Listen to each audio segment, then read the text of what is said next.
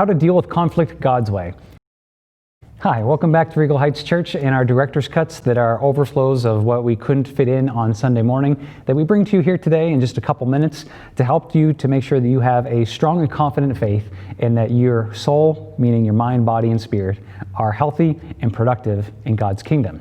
Now, in the book of Matthew, in chapter 18, we learn that Jesus was teaching on interpersonal relationships. Now, the Bible doesn't say that we won't have conflict amongst each other.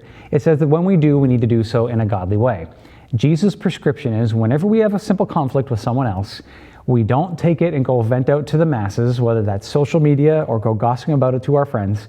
We are to, if we have a problem with somebody, we are to go to that person and only that person and tell them our grievance and ask them to help make it right.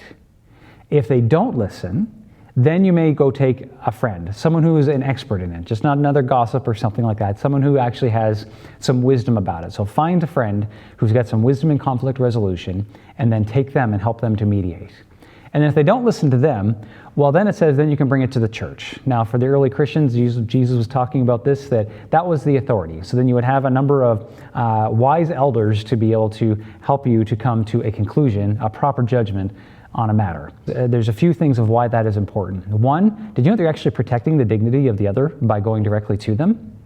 That's one answer to that, is because God wants us to protect even our opponents so that when it is over, nobody knew there was a conflict to begin with. We're protecting people's dignity when we don't gossip. And the second thing is it really harkens us to learn how to be able to share our thoughts and feelings. You're not supposed to just bottle them up and then vent them to your friend when you get a chance. We are supposed to learn how to use our words in a godly way so that we can lift people up and that we can get through conflict together.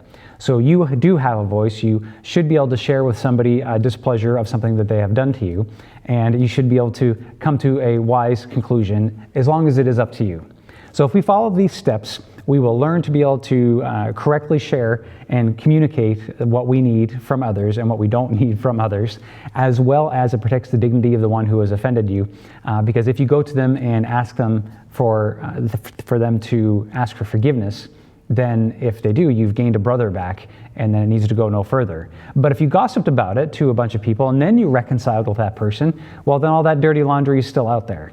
You may realize that you have fixed it. The other person might realize you fixed it, but all the others may not. And then they may carry an improper thought about that person as they go about their days. And we don't want to do that. God looks at protecting all of our dignity, and He wants us to do the same.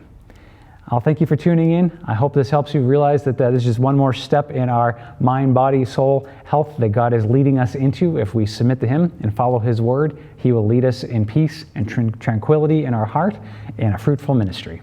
Well, thank you for tuning in, and God bless you, and have a great day.